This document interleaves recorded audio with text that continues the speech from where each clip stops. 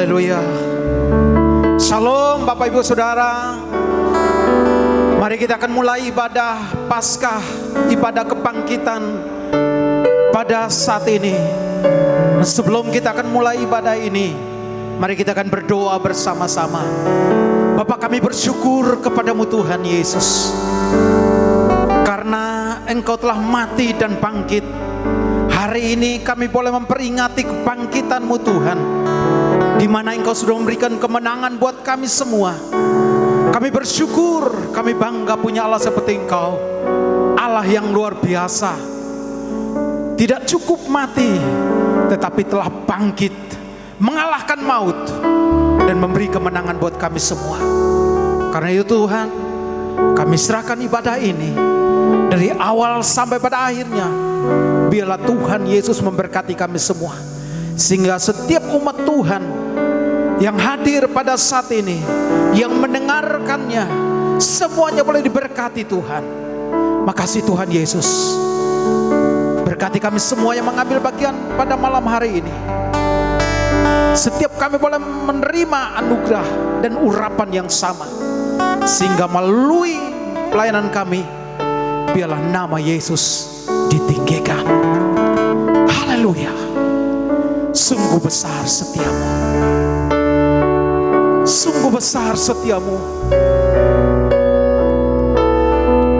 Engkau layak ditinggikan, dulu, sekarang, bahkan sampai selama-lamanya.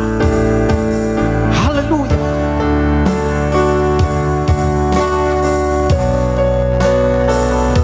Kami tinggikan Engkau Tuhan, Allah yang luar biasa. Sungguh besar setiamu, nyata di sepanjang hidupku. Darahmu telah layakkan kehidupanku. Tiada kata yang bisa, kata yang bisa lukiskan indahnya Kau Tuhan. Bagimu segala pujian dan kemuliaan. ku tinggikan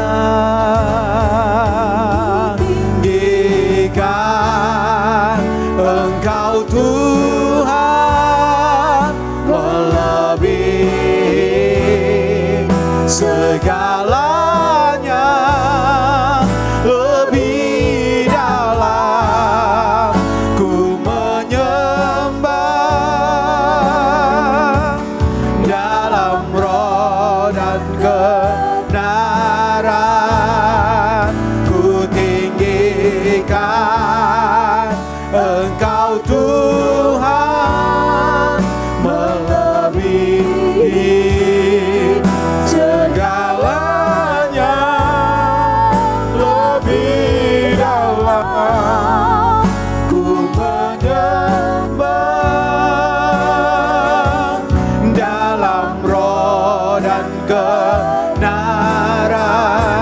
selamanya.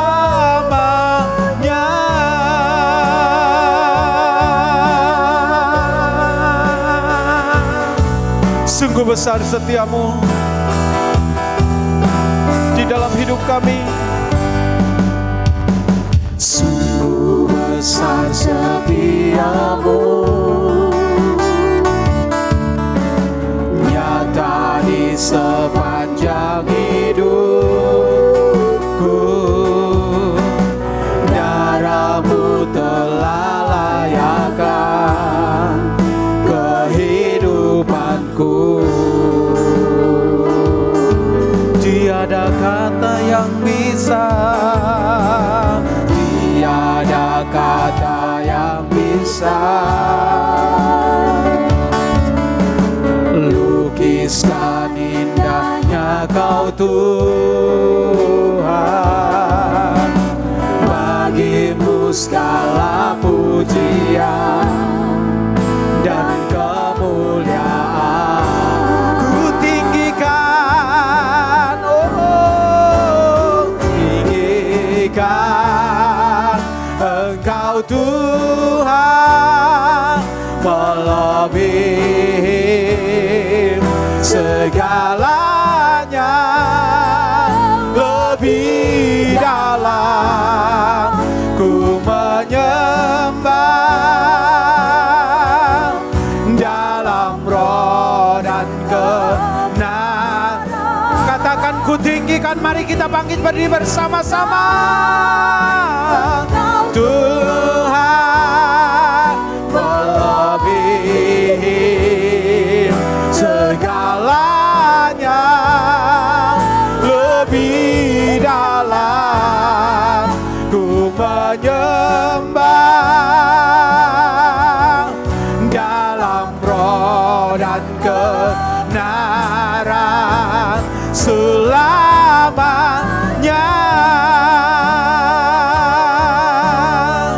Mari kita bersyukur kepada Tuhan dengan menyanyikan pujian ini dari awal. Sungguh besar setiamu. Haleluya. Sungguh besar setiamu, nyata di sepanjang hidupku. Darahmu telah layakkan kehidupanku. Tiada kata yang bisa, tiada kata yang bisa lukiskan indahnya Kau Tuhan. Bagimu segala pujian dan kemuliaan.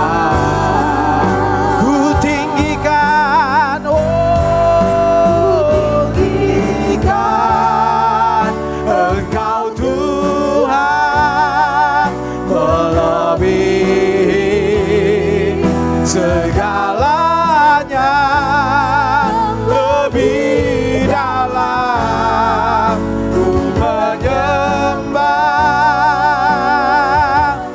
dalam roh dan kebenaran.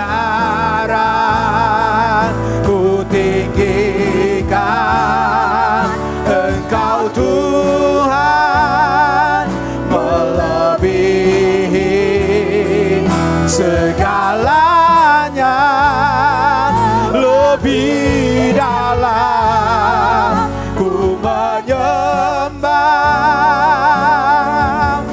dalam roh dan kebenaran. sekali lagi katakan ku tinggikan Engkau Tuhan, melebihi segalanya, lebih dalam ku menyembah dalam roh dan kebenaran. ku tinggikan. Angkat tanganmu di hadapan Tuhan, katakan Engkau Tuhan, melebihi segalanya, lebih dalam ku menyembah dalam roh dan kebenaran. dalam roh, Dalam roh dan kebenaran, dalam roh dan kebenaran selamanya.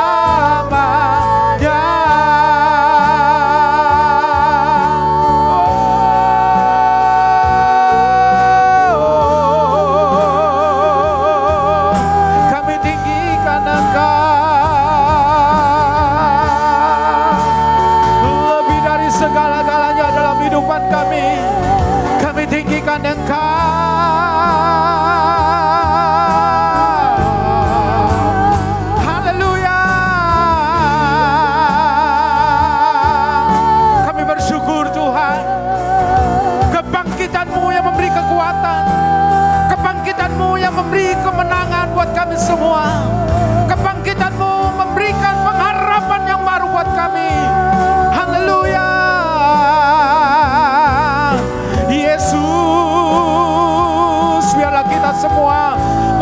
suara kita dan menyembah kepada Tuhan Yesus. Haleluya.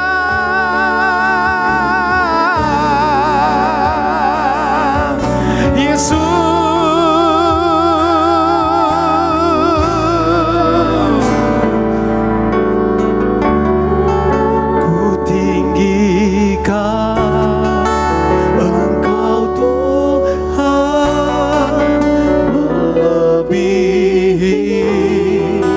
Segalanya lebih dalam ku menyembah dalam roh dan kebenaran ku tinggikan Engkau Tuhan melebihi segalanya lebih dalam ku menyembah dalam roh dan kebenaran. Sama-sama katakan Engkau Tuhan melebihi segalanya lebih dalam ku menyembah dalam roh dan kebenaran dalam roh dan kebenaran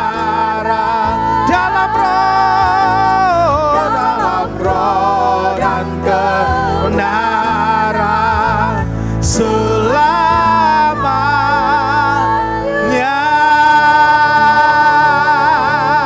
Mari kita berikan sorak-sorai yang meriah buat Allah kita. Berikan tepuk tangan meriah buat Allah kita. Haleluya, haleluya, haleluya, haleluya. Kami bersyukur buat kebangkitan-Mu Tuhan yang telah memberikan pengharapan baru buat kami. Kebangkitan-Mu yang telah memberikan kemenangan buat kami, sehingga kami menjadi orang-orang yang lebih dari pemenang, yang percaya dengan saya, yang percaya. Biarlah sama-sama kita katakan amin. Tepuk tangan buat Allah kita. Haleluya, haleluya. Gerakkanlah kekuatan-Mu ya Allah. Bila pujian, mari kita naikkan pujian ini bersama-sama. Allah bangkit. Haleluya. Oh oh oh oh oh oh oh oh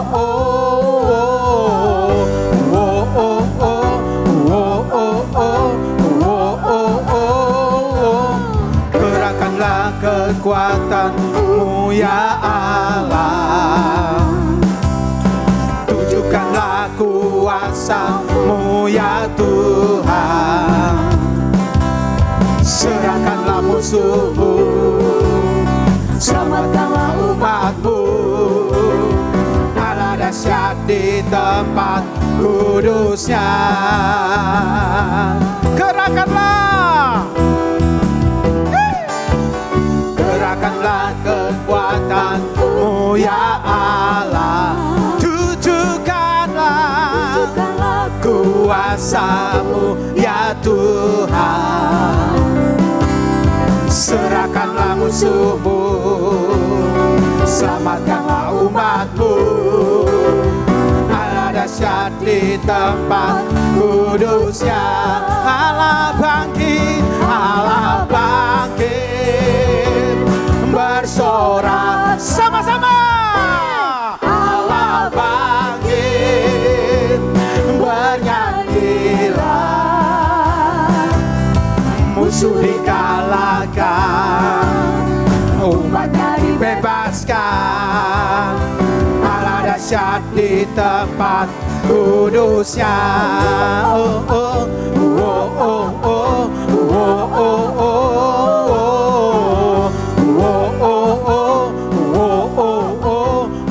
oh oh. Gerakkanlah kekuatan-Mu ya Allah.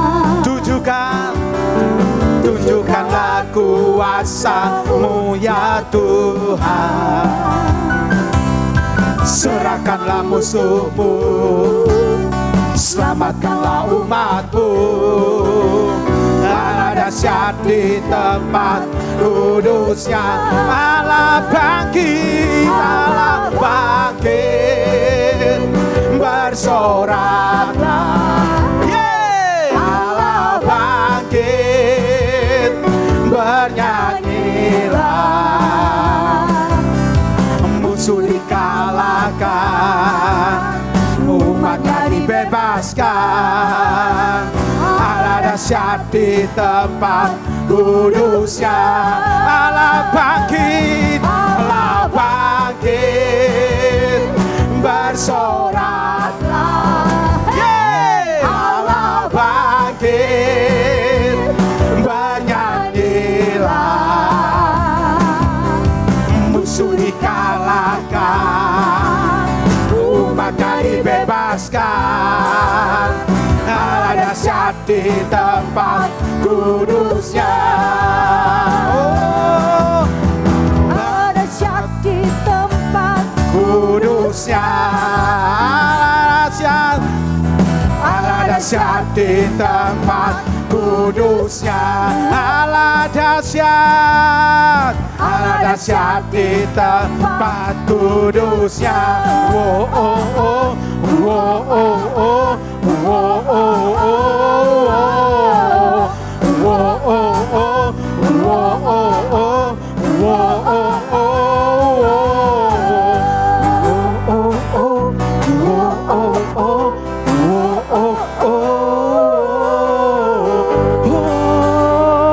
Kita berikan tepuk tangan meriah buat Allah kita. Haleluya. Allah bangkit. Haleluya. Allah bangkit, amin. Haleluya. Allah bangkit. Ayo semua bersoraklah. Ayo semua. Allah bangkit, bernyanyilah. Musuh dikalahkan, umatnya dibebaskan. Allah dahsyat di tempat kudusnya. Allah bangkit, bersoraklah.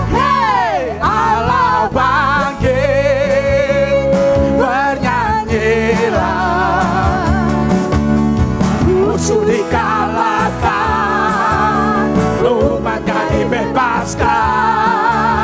Allah dahsyat di tempat kudus. Sekali lagi Allah bangkit, Allah bangkit, bersoraklah. Allah bangkit, bernyanyilah. Musuh dikalahkan, umatnya dibebaskan. Allah dahsyat di tempat kudusnya. Allah dahsyat, Allah dahsyat di tempat kudusnya. Allah dahsyat, Allah dahsyat di tempat kudusnya. Oh oh oh oh oh. Oh oh oh, oh oh oh, oh oh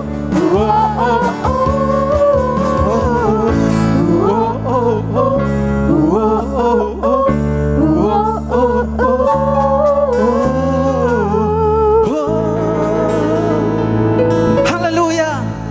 Tepuk tangan buat Allah kita, karena Dia telah memberikan kemenangan buat kita.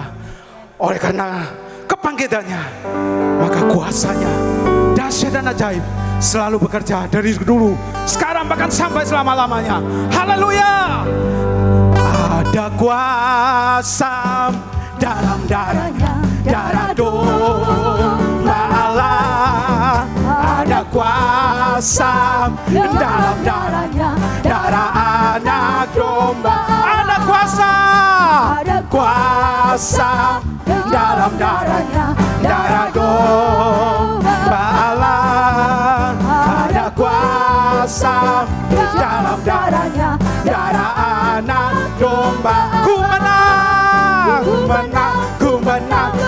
bersama Yesus Tuhan. Ku menang di dalam peperangan.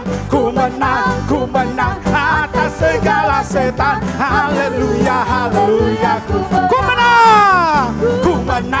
menang bersama Yesus Tuhan. Ku menang di dalam peperangan. Ku menang atas segala setan. Haleluya, haleluya. Ku menang. Angkat tanganmu. Haleluya, dia bangkit. Haleluya, dia hidup. Haleluya, dia naik. Roh Kudus. Ku menang bersama Yesus Tuhan. Ku menang di dalam peperangan. Ku menang atas segala setan. Haleluya, haleluya. Ku menang. Haleluya, haleluya. Dia bangkit. Haleluya, dia hidup. Haleluya, dia naik. Roh Kudus turun. Sekarang saya sudah bebas. Sekarang saya sudah bebas. Saya bebas oleh darahnya domba Allah. Sekarang saya bebas. Haleluya. Sekarang saya sudah bebas. Ayo semua. Saya sudah bebas. Saya bebas oleh darahnya domba Allah. Sekarang saya bebas. Haleluya. Sekarang saya, ayo semua ikuti saya. Sekarang saya sudah bebas. Saya bebas oleh darahnya domba Allah. Sekarang saya bebas.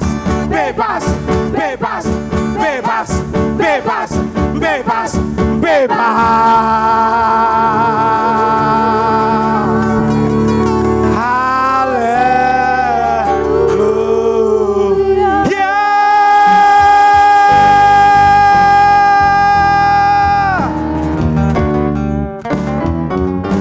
Haleluya. Berikan tepuk tangan buat Allah kita. Berikan tepuk tangan buat Allah kita yang merasa dibebaskan oleh Tuhan. Coba ikuti saya. Sekarang saya sudah bebas. Sekarang saya sudah bebas. Saya bebas oleh darahnya domba Allah. Sekarang saya bebas. Haleluya. Sekarang saya sudah bebas. Sekarang saya sudah bebas. Saya bebas oleh darahnya domba Allah. Sekarang saya bebas.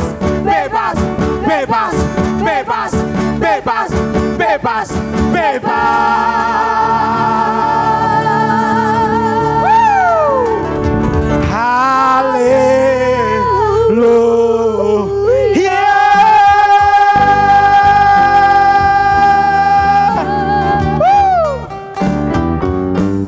Tepuk tangan meriah buat Allah kita. Tepuk tangan meriah buat Allah kita. Silakan duduk kembali jemaat Tuhan. Haleluya. Haleluya.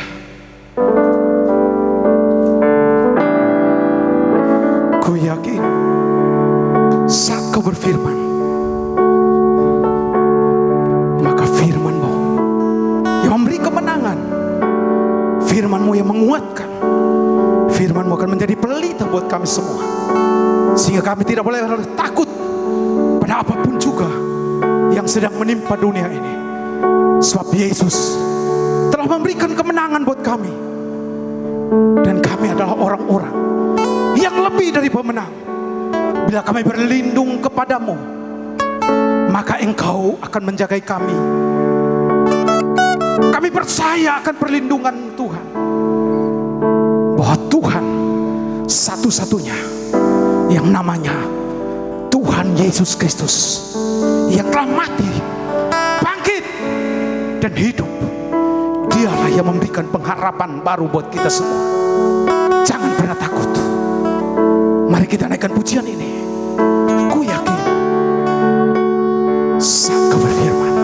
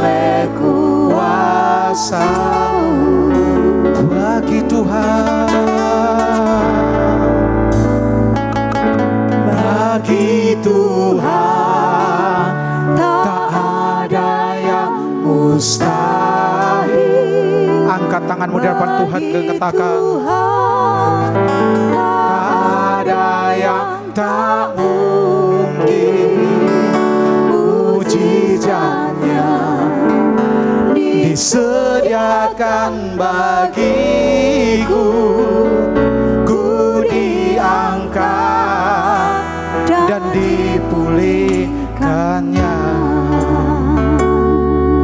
Ku yakin saat kau berfirman, ku yakin saat kau berfirman, ku menang saat kau bertindak. Hidupku hanya ditentukan oleh perkataanmu. Ku aman karena kau menjaga.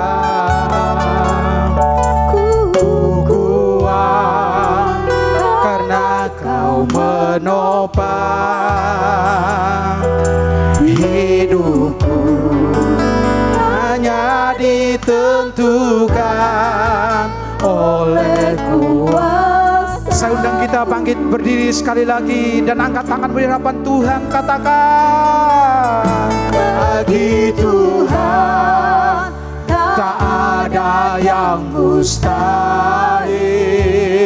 Bagi Tuhan tak ada yang tak mungkin, mujizatnya disediakan bagiku, ku diangkat dan dipulihkan. Sekali lagi katakan, bagi Tuhan tak ada yang mustahil. Bagi Tuhan tak ada yang tak mungkin, mujizatnya disediakan bagiku, ku diangkat dan dipulihkan. Ku diangkat, ku diangkat dan dipulihkan. Ku diangkat, ku diangkat dan dipulihkannya. Haleluya, haleluya, haleluya. Bagimu tidak ada yang mustahil. Kami yakin Tuhan, kami yakin Tuhan, bagimu tidak ada yang mustahil. Kalau orang lain ditolong, kami pun pasti akan ditolongnya. Kalau yang lain dilindungi oleh Tuhan dari malapetaka ini, maka Tuhan juga pasti akan melindungi kami semua. Sehingga oleh kuasa firman-Mu, kami percaya, kami yakin bahwa tidak ada yang mustahil bagi Tuhan, juga bagi orang-orang yang percaya. Terima kasih Tuhan. Sebentar lagi kami akan mendengarkan firman-Mu. Tuhan urapi hamba-Mu, Tuhan urapi pendengaran kami, sehingga setiap kebenaran firman Tuhan yang disampaikan oleh hamba-Mu, biarlah itu menjadi rema buat kami semua. Biarlah itu menjadi pelita buat kaki kami dan terang bagi setiap jalan hidup kami. Terima kasih Tuhan. Kami bersyukur karena kami telah memuji menyembah Engkau. Saatnya kami akan duduk diam untuk mendengarkan firman-Mu. Kami buka hati kami dan siap menyambut firman-Mu di dalam nama Tuhan Yesus Kristus Tuhan. Haleluya. Semua yang percaya katakan amin. Silakan duduk kembali. Shalom Bapak Ibu, saudara-saudara sekalian yang dikasihi Tuhan. Senang sekali bisa berjumpa dengan Anda kembali, meskipun dalam keterbatasan hanya melalui tayangan video dan masih belum memungkinkan untuk berjumpa kembali bersama-sama secara fisik. Tapi biarlah perjumpaan ini tidak mengurangkan sedikit pun dari damai sejahtera dan sukacita yang Tuhan sudah penuhkan di dalam kehidupan kita. Hari Jumat kemarin kita sudah memperingati Jumat Agung, yaitu hari kematian Tuhan Yesus di atas kayu salib untuk menyelamatkan semua umat manusia. Dan hari ini, hari Minggu, kita merayakan kebangkitan Tuhan Yesus dari kematian. Dia sudah bangkit, dia sudah menang, dan dia mengalahkan maut. Karena itu Tuhan sudah menyediakan satu kehidupan dalam kekekalan untuk semua kita yang percaya kepada Dia, selama-lamanya bersama dengan Bapa di surga yang mulia. Saya bacakan dari Roma pasal yang ke-8 ayat yang ke-11 berkata, dan jika roh Dia yang telah membangkitkan Yesus dari antara orang mati diam di dalam kamu, maka Ia yang telah membangkitkan Kristus Yesus dari antara orang mati akan menghidupkan juga tubuhmu yang fana itu oleh rohnya yang diam di dalam kamu. Yesus mengalami kebangkitan dari kematian karena karya dari Roh Kudus. Dan kita bersyukur karena Alkitab berkata ketika kita percaya kepada Tuhan Yesus, maka Tuhan juga berikan Roh Kudus di dalam kehidupan setiap kita. Dan Roh Kudus yang sama yang membangkitkan Tuhan Yesus dari kematian itu, Roh itu ada di dalam kehidupan setiap kita. Maka hari-hari ini biarlah kita tetap bersemangat, kita tetap bersukacita meskipun situasi kondisi tidak mudah, banyak tekanan, tapi Roh Kudus yang senantiasa akan membangkitkan kita, akan membangkitkan kekuatan kita, sehingga kita disanggupkan untuk menyelesaikan segala sesuatu dalam situasi dan kondisi saat-saat ini. Dan untuk hari ini saya akan sharingkan satu tema firman untuk merayakan kebangkitan Tuhan Yesus. Dan tema yang saya akan bagikan adalah persembahan yang benar. Ketika Alkitab berkata persembahan yang benar, maka tentunya juga ada persembahan yang tidak benar. Nah, kita akan belajar beberapa poin, ya, sehingga ujungnya kita semakin mengerti kebenaran firman Tuhan, dan pengertian akan firman Tuhan itu yang akan memerdekakan hidup kita. Hidup kita akan terus berakar semakin kuat, dan kita akan mengalami pertumbuhan semakin cepat, dan ujungnya kita akan berbuah semakin lebat di dalam kemanisan. Saya akan mulai dari persembahan yang benar. Ada banyak contoh yang Alkitab berikan, tokoh-tokoh iman, mulai dari Kejadian ya, sampai kepada peristiwa Tuhan Yesus. Dan saya akan berikan contoh yang pertama, yaitu dari Kain dan Habel. Ya, ada Kain dan Habel. Dan Kejadian 4 ayat 3-5 berkata demikian. Setelah beberapa waktu lamanya, maka Kain mempersembahkan sebagian dari hasil tanah itu kepada Tuhan sebagai korban persembahan. Habel juga mempersembahkan korban persembahan dari anak sulung kambing dombanya, yaitu lemak-lemaknya. Maka Tuhan mengindahkan Habel dan korban persembahannya itu, tetapi Kain dan korban persembahannya tidak diindahkannya. Lalu hati Kain menjadi sangat panas dan mukanya muram. Dari dua tokoh ini kita belajar tentang satu persembahan yang benar. Kain juga mempersembahkan kepada Tuhan, sementara Habel juga memberikan persembahan kepada Tuhan. Kain, Alkitab berkata dia seorang petani, sementara Habel, Alkitab juga mencatat bahwa dia seorang gembala kambing domba. Bukan status mereka yang kemudian ujungnya menyebabkan satu perbedaan, bahwa ada persembahan yang benar yang diterima, tapi juga ada persembahan ternyata yang ditolak oleh Tuhan.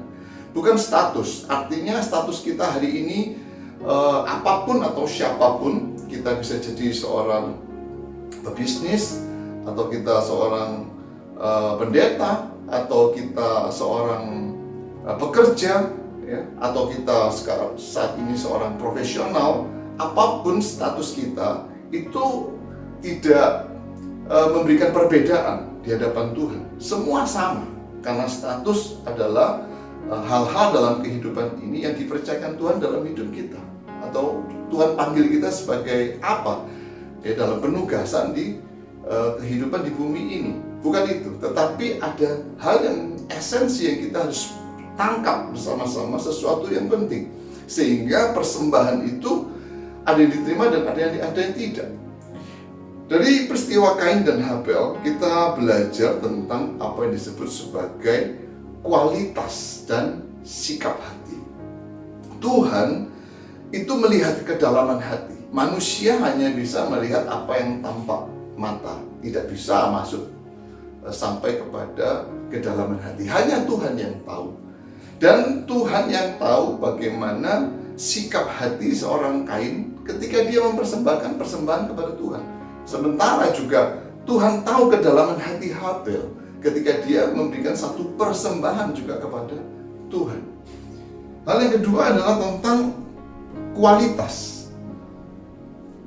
Alkitab berkata bahwa Kain mempersembahkan sebagian dari hasil tanah itu. Sementara Alkitab juga berkata bahwa Habel dia memberikan persembahan anak sulung. Jadi kualitas itu juga dipengaruhi oleh sikap hati. Orang kalau sikap hatinya tulus, kalau sikap hatinya mencintai, maka dia akan memberikan yang terbaik.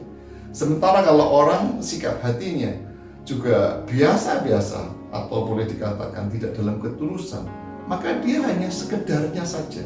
Dia hanya memberikan sebagian saja.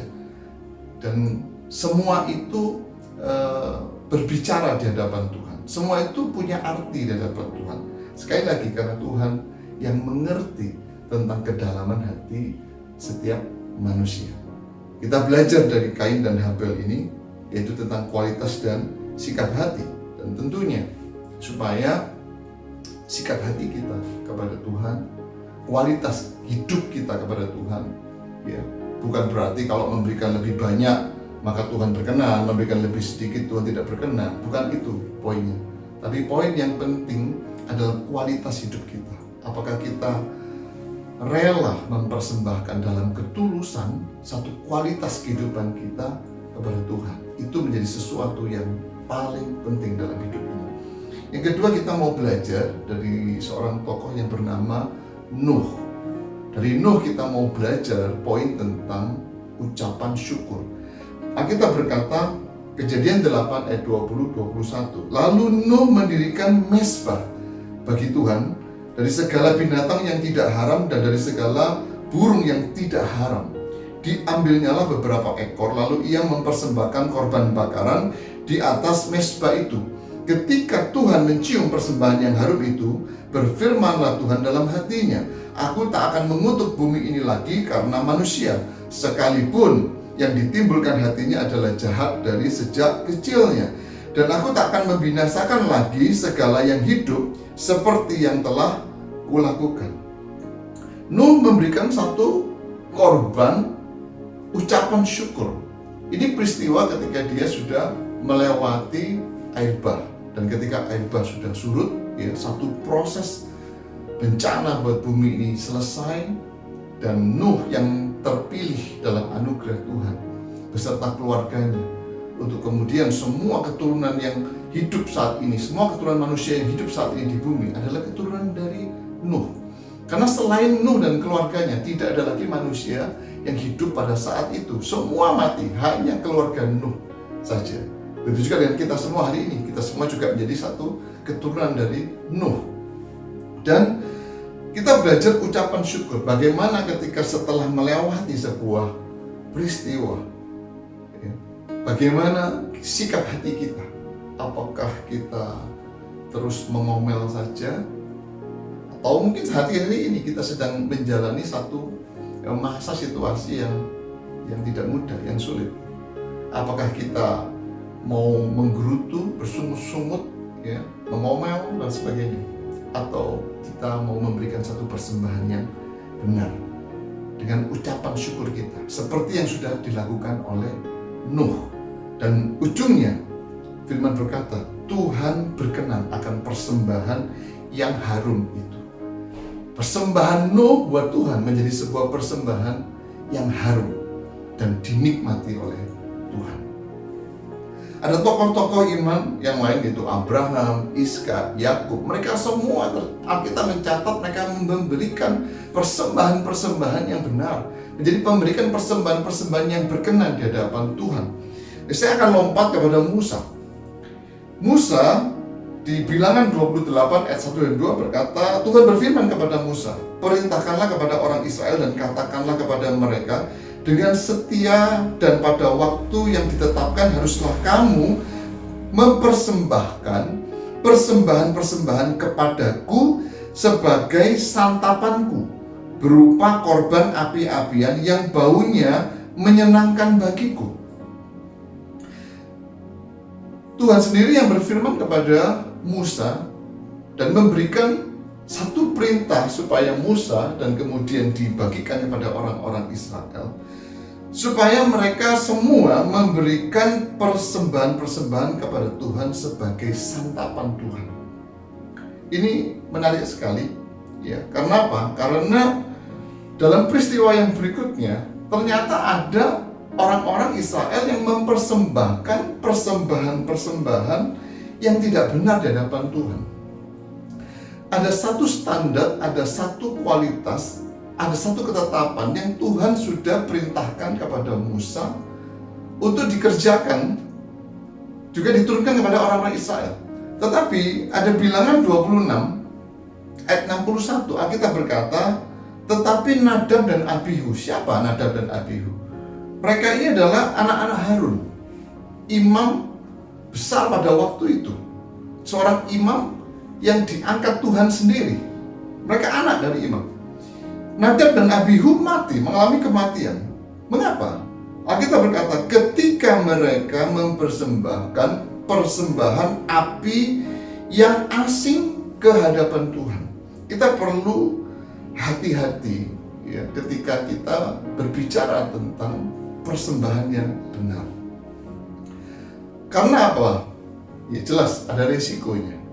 Dari peristiwa ini kita belajar 2 poin, yaitu tentang kesetiaan dan tentang ketepatan. Tuhan sudah memberikan satu perintah, dan harusnya orang-orang yang menerima perintah dari Tuhan itu mengerjakan di dalam kesetiaan dan mengerjakan di dalam ketepatan. Kita juga diberikan kasih karunia sampai hari ini. Biarlah setiap kita datang kepada Tuhan dengan kesetiaan, terus mengerjakan apa yang Tuhan sudah perintahkan.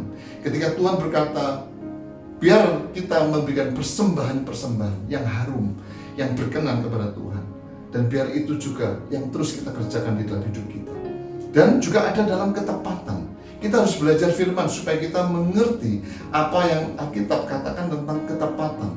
Karena mereka, Nadab dan Abihu, ini menjadi contoh. Mereka tidak melakukan di dalam ketepatan. Dan mereka memberikan satu persembahan yang di hadapan Tuhan itu adalah api yang asing. Mungkin bisa jadi di hadapan manusia yang lain itu biasa-biasa saja, atau orang tidak menangkap dalam pengertian sampai demikian. Tapi di hadapan Tuhan ternyata detail sekali, tepat, cermat. Buat Tuhan, salah sedikit saja itu sudah menjadi api yang asing, dan tentunya Tuhan tidak berkenan. Kita minta kasih karunia Tuhan supaya kita boleh semakin diberkati dengan pengertian-pengertian. Tetapi Tuhan juga sampaikan kepada kita bahwa kita juga harus terus belajar akan firman-Nya. Supaya apa? Hari ke hari kita semakin mengerti. Dan ketika dalam pengertian yang ditambah-tambahkan, tentunya kualitas persembahan kita kepada Tuhan semakin berkenan dan semakin menyenangkan hati Tuhan, menjadi sebuah persembahan yang harum dan dinikmati oleh Tuhan. Berikutnya setelah Musa kita mau belajar dari Daud. Ini satu tokoh yang luar biasa, ya. Karena kita belajar dari Daud tentang cinta, kita belajar dari Daud tentang ketaatan. Kisah Para Rasul berkata dari pasal 13 ayat 22 dan 36a. berkata demikian, setelah Saul disingkirkan, Allah mengangkat Daud menjadi raja mereka. Tentang Daud, Allah telah menyatakan, aku telah mendapat Daud bin Isai, seorang yang berkenan di hatiku dan yang melakukan segala kehendakku. Dan sebab Daud melakukan kehendak Allah pada zamannya. Kita belajar tentang persembahan yang benar dari seorang tokoh, Daud. Daud sangat mencintai Tuhan dan Daud sangat mentaati apa yang dikehendaki oleh Tuhan di dalam hidupnya. Tidak mulus hidupnya, dia lakukan beberapa kesalahan dan itu manusiawi karena semua kita manusia, tidak ada yang sempurna. Kita semua manusia pernah melakukan kesalahan-kesalahan. Musa juga tidak sempurna, Musa juga melakukan kesalahan. Itu juga dengan Daud. Dan lewat Daud kita belajar apa yang disebut sebagai cinta dan ketaatan. Begitu cintanya Daud kepada Tuhan, sehingga dia mengerjakan segala sesuatu dalam hidupnya. Segala sesuatu apa yang disebut sebagai persembahan kepada Tuhan, dia selalu berikan itu dengan cinta. Dan dia selalu berikan itu di dalam ketaatan, karena dia sangat-sangat menghormati Tuhan di dalam hidupnya. Dan satu lagi kita mau belajar dari tokoh-tokoh, khususnya di Perjanjian Lama, yaitu Nabi Elia. Ini satu peristiwa di Gunung Karmel ketika Elia dia berhadapan dengan 450 Nabi Baal. Alkitab berkata 1 Raja-Raja 18 ayat yang ke-36. Kemudian pada waktu mempersembahkan korban petang, tampilan Nabi Elia dan berkata, "Ya Tuhan Allah Abraham, Ishak dan Israel, pada hari ini biarlah diketahui orang bahwa Engkaulah Allah di tengah-tengah Israel, dan bahwa aku ini hamba-Mu, dan bahwa atas firman-Mu lah aku melakukan segala perkara ini." Ayat 37 berkata, "Jawablah aku ya Tuhan, jawablah aku supaya bangsa ini mengetahui bahwa Engkaulah Allah, ya Tuhan, dan Engkaulah yang membuat hati mereka tobat kembali." Lalu turunlah api Tuhan, menyambar habis korban bakaran, kayu api, batu, dan tanah itu. Bahkan air yang dalam parit itu habis dijilatnya. Dan ayat 39 berkata, ketika seluruh rakyat melihat kejadian itu, sujudlah mereka serta berkata, Tuhan, dialah Allah. Tuhan, dialah Allah. Ini satu peristiwa ketika Nabi Elia harus berhadapan-hadapan dengan 450 Nabi Baal. Elia memberikan satu persembahan yang benar, sementara 450 Nabi Baal, mereka juga mempersembahkan persembahan. Dan pasti itu bukan persembahan yang benar di hadapan Tuhan, karena mereka memberikan persembahan kepada Baal, kepada dewa-dewa. Dan kita belajar, ketika persembahan yang tidak benar itu diberikan, tidak ada apapun manifestasi yang terjadi. Tapi ketika Elia, dia memberikan persembahan yang benar, di dalam iman keberaniannya, satu orang menghadapi 450 orang, itu bukan perkara yang mudah. Itu satu perkara yang hebat dan ajaib. Kalau Elia tidak punya keberanian, dan saya mau katakan ini keberanian yang kudus, bukan keberanian yang ngawur, bukan keberanian yang kedagingan, tapi ini keberanian yang kudus, satu iman yang menggerakkan dia sehingga dia punya keberanian yang kudus untuk menghadapi 450 Nabi Baal. Dan ini sesuatu yang luar biasa. Kenapa? Karena Elia juga mengerjakan itu gitu, karena dia mau supaya orang-orang Israel pada waktu itu yang sudah terpengaruh oleh Baal-Baal, bagaimana mereka kemudian dibawa kembali untuk mereka mengalami satu pertobatan, kembali lagi menyembah Tuhan yang benar, memberikan persembahan yang benar kepada Tuhan yang benar. Elia melakukan sesuatu dengan keberanian, dan Elia juga melakukan sesuatu dengan hati yang mengasihi jiwa-jiwa, supaya jiwa-jiwa tersebut mengalami pertobatan di dalam hidupnya. Dan sekali lagi, Alkitab mencatat bahwa api turun, api Tuhan turun dan menyambar habis semua korban bakaran yang dipersembahkan oleh Elia. Kalau itu Tuhan tidak berkenan, tidak mungkin manifestasi api Tuhan turun dan menyambar.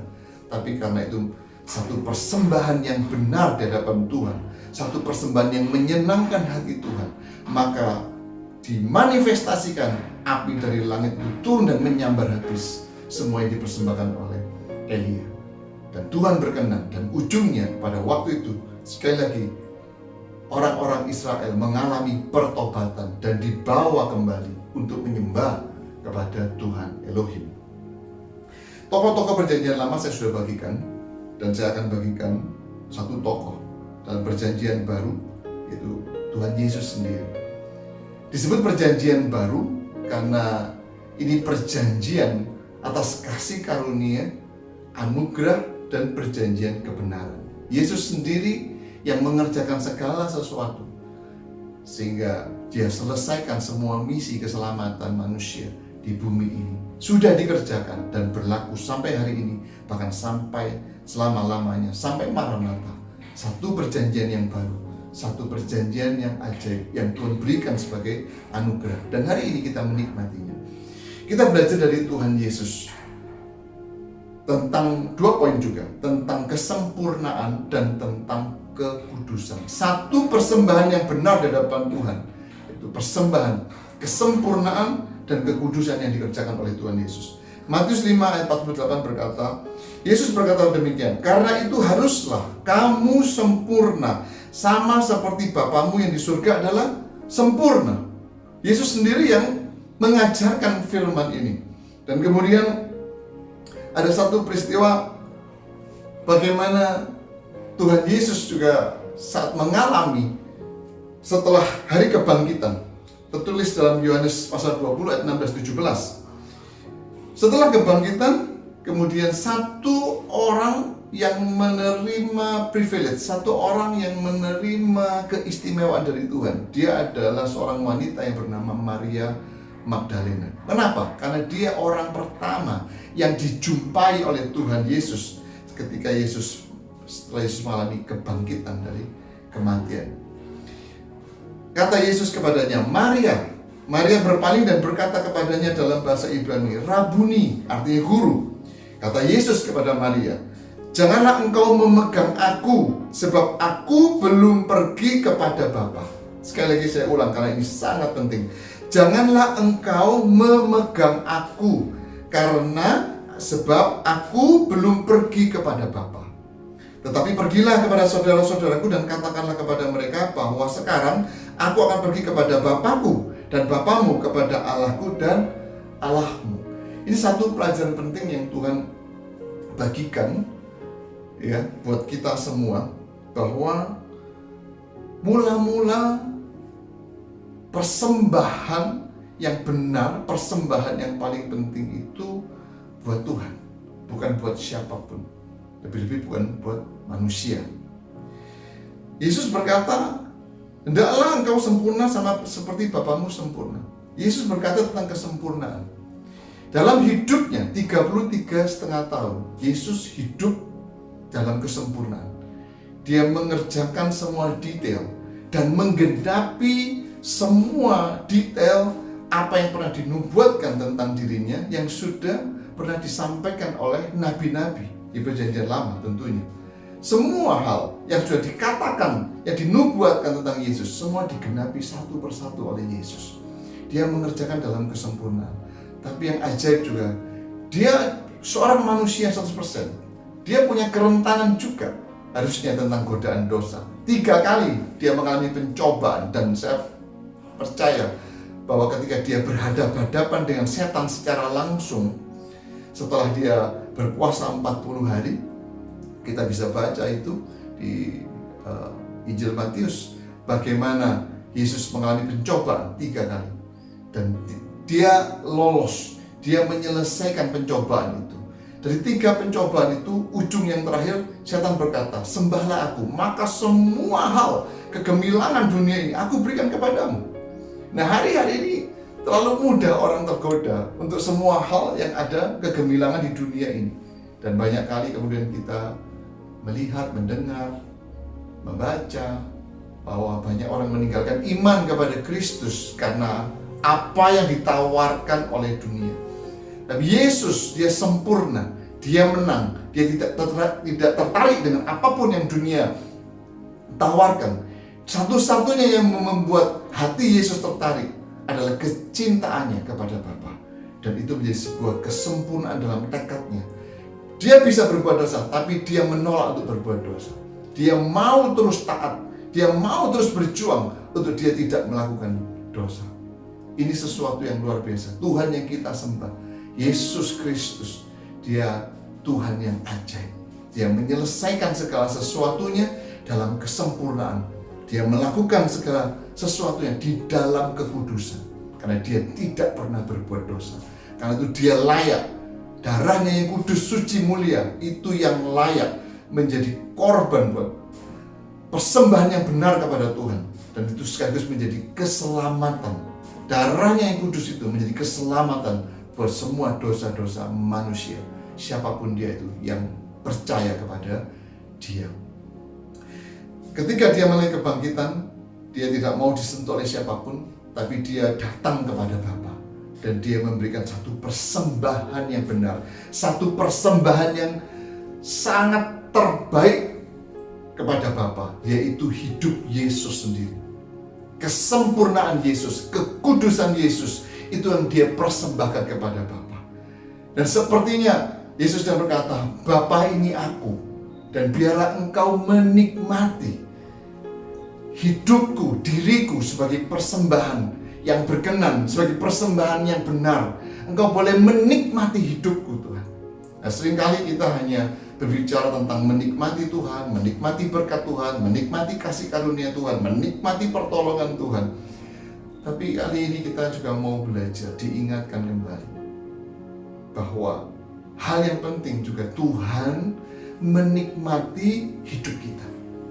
Hidup kita ini boleh menjadi sebuah persembahan yang berkenan, menjadi persembahan yang benar di hadapan Tuhan. Hanya ada 3 tokoh di Alkitab yang menerima sertifikat perkenanan dari Bapa. Yang pertama adalah Henokh, yang kedua adalah Daud, dan yang ketiga adalah Tuhan Yesus sendiri. Tapi kita ini juga diberi anugerah. Hari ini, saat ini kita diberi anugerah, satu kesempatan untuk kita juga bisa menerima sertifikat perkenanan itu. Hari ini kita yang hidup, kita masih diberi kesempatan untuk kita juga boleh menerima sertifikat perkenanan. Rasul Paulus mengajarkan kepada kita, Roma 12 ayat yang pertama berkata, karena itu saudara-saudara, demi kemurahan Allah aku menasihatkan kamu. Apa nasihat Paulus? Supaya kamu mempersembahkan tubuhmu sebagai persembahan yang hidup, yang kudus, dan yang berkenan kepada Allah. Itu adalah ibadahmu yang sejati. Paulus memberikan kepada kita satu pengertian bahwa bukan hanya Henokh, Daud, dan Tuhan Yesus saja yang bisa menerima sertifikat perkenanan, tapi hari ini kita juga diberikan kesempatan untuk kita juga boleh menjadi pelaku firman. Apa khususnya? Yaitu tentang bagaimana kita mempersembahkan tubuh kita sebagai persembahan yang hidup, yang kudus, dan yang berkenan kepada Bapa. Ini satu nasihat yang sangat penting. Hari-hari ini begitu banyak hal yang bisa membuat hidup kita jauh dari apa yang disebut sebagai kekudusan. Internet begitu mudah, dan semua hal yang ada di internet tidak selalu semua materi yang bagus. Ada gandum, ada ilalang. Selalu ada 2 hal. Begitu juga dengan semua hal. Ya. Teknologi semakin maju, itu juga bisa membawa satu hal manfaat yang baik. Seperti hari ini, saya dan keluarga ada di Kota Malang, tapi boleh diizinkan menyapa keluarga mandat kerajaan yang ada di Banyuwangi. Tapi juga teknologi juga memberikan dampak yang buruk. Karena begitu mudahnya kita mengakses apapun, termasuk hal-hal yang harusnya tidak layak kita lihat, tidak layak kita dengar, tidak layak kita konsumsi. itu juga disediakan. Maka hati-hati sekali. Ini globalisasi, ini dunia internet media terbuka sedemikian. Maka arti kekudusan itu bukan menjadi semakin mudah, tapi kekudusan hari ini justru menjadi sesuatu yang semakin sulit. Kita harus cermati baik-baik supaya sekali lagi hidup kita, tubuh kita, semua hal yang ada dalam kehidupan kita ini boleh terus menjadi persembahan yang baik, yang berkenan dan dinikmati oleh Tuhan sendiri. Dan ketika Paulus berkata bahwa semua hal persembahan itu, persembahan yang benar itu akan menjadi ibadahmu yang sejati. Semua gereja, khususnya di Indonesia hari-hari juga mengalami kesulitan ibadah. Tetapi justru di masa yang sekarang ini kita mau belajar sesuatu lebih dalam lagi bersama dengan Tuhan sendiri, yaitu ibadah yang sejati. Ibadah yang sejati adalah satu ibadah, satu perjumpaan dengan Tuhan sendiri. Ibadah bukan berjumpa dengan pendeta atau pemimpin umat. Ibadah sejati bukan hanya kita berjumpa dengan saudara-saudara seiman. Ibadah sejati bukan hanya bagaimana kita mengerjakan sebuah tata ibadah di gereja, tetapi ibadah sejati yang paling bermakna adalah satu perjumpaan dengan Tuhan sendiri. Kapan itu terjadi?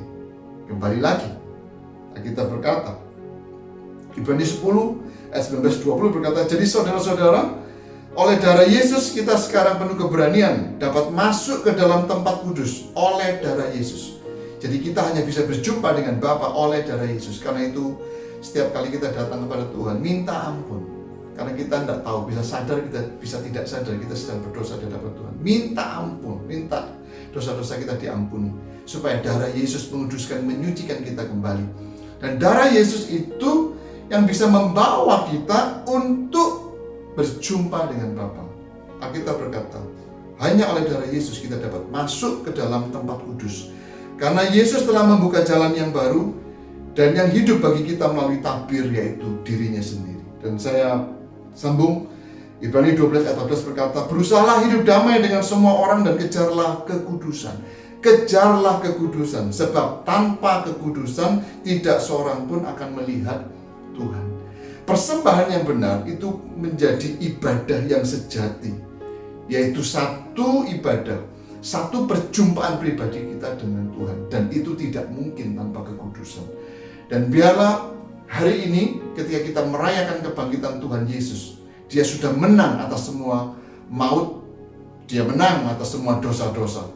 Dan biar juga Roh Kudus yang membangkitkan Yesus dari kematian, Roh yang sama itu juga menolongi kita untuk terus kita berkomitmen hidup di dalam kekudusan. Kita mau komitmen untuk hidup tidak berbuat dosa. Apakah bisa? Kalau kita mau, Tuhan pasti sanggupkan kita. Tuhan pasti tolongi kita. Roh Kudus pasti tolongi kita untuk kita hidup setiap hari tidak berbuat dosa lagi. Dan ujungnya sekali lagi kita akan mengalami ibadah yang sejati, yaitu satu perjumpaan dengan Tuhan. Ini menjadi sesuatu yang sangat-sangat luar biasa. Jangan sia-siakan kesempatan ini. Dan selama kita masih diberi waktu, dan selama kita masih diberi kesempatan, ayo kita bersama-sama, Bapak Ibu saudara sekalian yang saya kasihi, keluarga besar jika iman dan kerajaan, kita bersama-sama hidup boleh semakin berkenan di hadapan Tuhan, hidup semakin kudus dan menjadi sebuah persembahan yang benar di hadapan Tuhan. Demikian saya bagikan satu kebenaran, satu firman ketika kita sedang memperingati merayakan kebangkitan Tuhan Yesus. Shalom buat kita semua, sejahtera Tuhan Yesus buat kita semua, dan berkat dari Bapa, Putra, Roh Kudus dipenuhkan dalam kehidupan kita dan sekeluarga kita semuanya. Selamat merayakan Paskah. Saya bersama dengan istri dan anak-anak dari Kota Malang menyampaikan salam sejahtera buat kita semua. Diberkati di dalam nama Tuhan Yesus Kristus. Haleluya. Amin. Saudaraku, kita sudah merayakan kematian Yesus dan hari ini adalah kemenangan. Katakan kemenangan bersama Yesus. Dan itu adalah kemenangan, bukan kemenangan yang biasa, saudaraku. Karena ini adalah kemenangan di mana Yesus membuktikan bahwa Dia bukan ilah-ilah zaman, tapi Dia adalah Allah 100%. Dia bangkit pada hari yang ketiga dari kubur maut. Dia merasakan 3 hari di dalam kubur maut itu. Dan Dia tahu sengat maut di mana, kuasa dosa itu di mana. Dan Dia patahkan semua. Dan pada hari yang ketiga, iblis dibuat terperangah, saudaraku. Kenapa? Karena waktu iblis berkata hari yang ketiga tidak terjadi apa-apa. Tapi hari yang ketiga, Yesus bangkit membawa kemenangan. Haleluya. Itu adalah kemenangan yang spektakuler, saudaraku. Kita patut bersukacita karena ini. Karena tidak ada orang yang mati terus bangkit, saudaraku. Semua nabi-nabi itu mati, ada kuburannya. Tapi Yesus membuktikan bahwa Dia Allah. Dia 100% Allah. Pada hari yang ketiga Dia bangkit. Dia nyatakan, ini aku, Allah yang sebenarnya. Dan Yesus sudah membuktikan itu. Dan Dia bangkit. Kuburannya kosong, saudaraku. Tidak ada lagi. Mayatnya tidak ada. Makanya kenapa kuburan Yesus dijaga? Karena semua orang curiga. Maka membuat hembusan sebuah hoaks. Di mana dikatakan bahwa mayat Yesus dicuri orang. Padahal Yesus bangkit. Dan kita akan melihat sebuah firman Tuhan, Matius 28, ayat yang pertama, setelah hari Sabat lewat, menjelang menyingsingnya fajar, pada hari pertama minggu itu, pergilah Maria Magdalena dan Maria yang lain menengok kubur itu. Ayat ini yang pertama adalah ada kehausan di mana mereka merasakan sesuatu getaran, mereka kepingin bertemu dengan Yesus. Di dalam kebangkitan Yesus ini, saya mau berkata kepada seluruh pendengar live streaming, seluruh keluarga mandat kerajaan, adakah kehausanmu akan Tuhan? Adakah mezbah yang kau bangun di saat COVID-19 terjadi dan kita harus mengikuti anjuran pemerintah untuk tidak bersama-sama, tapi kita harus live streaming dan kita harus ada di rumah? Tapi adakah persoalan yang kita harus hadapi hari ini? Ada mezbah yang dibangun di rumah saudara. Engkau mencari Yesus. Ada kehausan akan mencari Yesus. Dan jangan-jangan roh ketakutan itu masuk dalam hidupmu. Roh yang begitu luar biasa menghantui seluruh umat manusia di muka bumi ini. Dan tidak ada lagi yang namanya mencari Tuhan. Ayat ini berkata, Maria Magdalena pagi-pagi pada hari pertama minggu itu, dia menengok kubur itu. Dia ingin bertemu Yesus. Pertanyaan saya, adakah saudara ingin bertemu Yesus? Jangan-jangan saudara bertemu dengan yang lain. Ketoklah pintu, maka pintu akan dibukakan. Carilah, engkau akan mendapatkannya. Ayat ini sesuai dengan firman Tuhan malam hari ini. Ayat yang kedua, maka terjadilah gempa bumi yang hebat, sebab seorang malaikat Tuhan turun dari langit dan datang ke batu itu, dan menggulingkannya, lalu duduk di atasnya. Fenomena yang kedua ini yang patut saudara, ada malaikat yang turun dan ada gempa bumi yang luar biasa. Saya tidak pernah menjumpai malaikat datang dengan gempa bumi, tapi ini malaikat datang dengan gempa bumi yang luar biasa, dan dia menggulingkan batu itu dengan spektakuler. Saya datang ke Israel, saya melihat batu itu besar banget, saudaraku. Kalau hanya satu orang, nggak mungkin, saudaraku. Tapi ini malaikat Tuhan dengan kekuasaannya, dia menggulingkan batu itu. Kemenangan yang harus kita lakukan hari-hari ini, banyak sekali batu-batu penghalang dalam hidupmu yang menutup semua apa yang menjadi rencana Tuhan. Banyak orang begitu hidupnya terhalang oleh batu yang begitu besar. Begitu banyak dalam hidupmu ada Goliat-Goliat yang besar yang mengakibatkan semua dalam kehidupanmu tidak ada reaksinya. Kenapa? Karena ada batu yang besar menghalangi seluruh vision yang engkau hadapi hari-hari ini.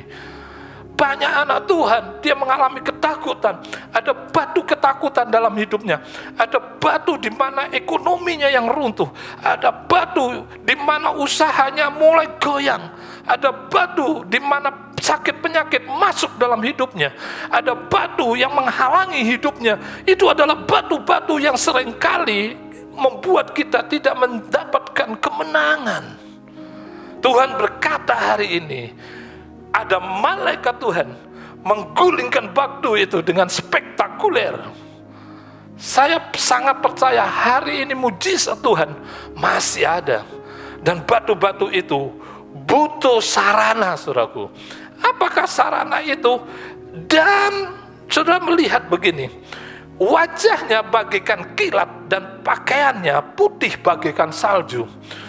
Malaikat Tuhan yang begitu bersinar bagaikan kilat dan pakaiannya putih bagaikan salju.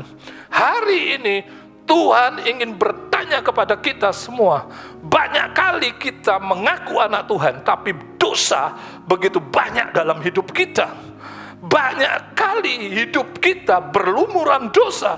Tidak ada putih bagaikan salju lagi. Tidak ada kehausan mencari Tuhan. Membuat hidupmu diproses sempurna sama seperti Yesus. Proses ini itu harus dijalankan di hari-hari yang terakhir ini, saudara. Kalau engkau tidak mau ditahirkan terus bersama dengan Tuhan, saya takut engkau ketinggalan di muka bumi ini. Tuhan berkata, orang yang masuk di sana, itu adalah orang yang melakukan kehendak Bapakku di surga.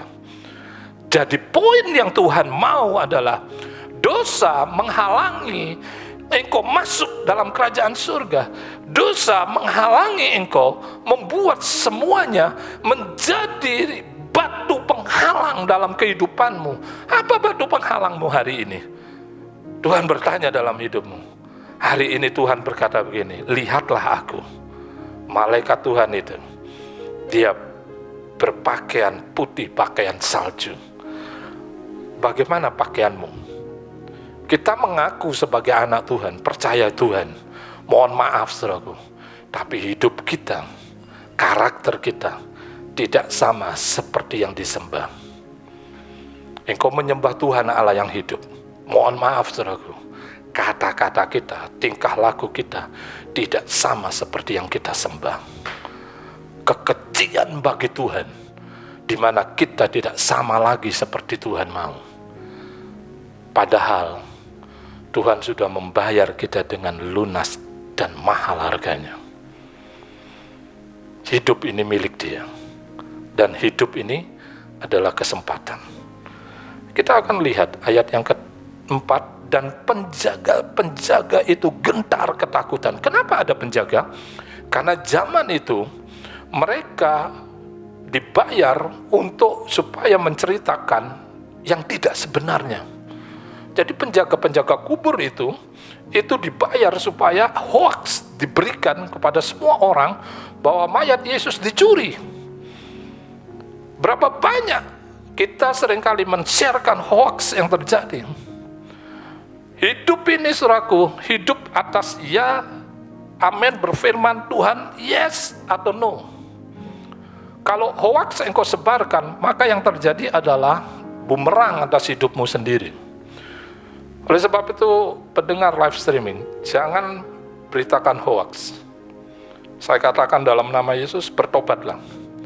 Semua mal tutup, semua gereja tutup, semua sekolah tutup. Pintu pertobatan masih terbuka bagi saudara. Mari kita jangan memberitakan hoax, tapi kita memberikan sebuah kebenaran kepada semua orang.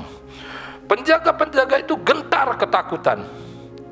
Kenapa gentar ketakutan? Karena melihat sebuah fenomena yang belum pernah terjadi, yaitu bagaimana malaikat Tuhan turun dan batu itu terguling dan menjadi seperti orang-orang mati.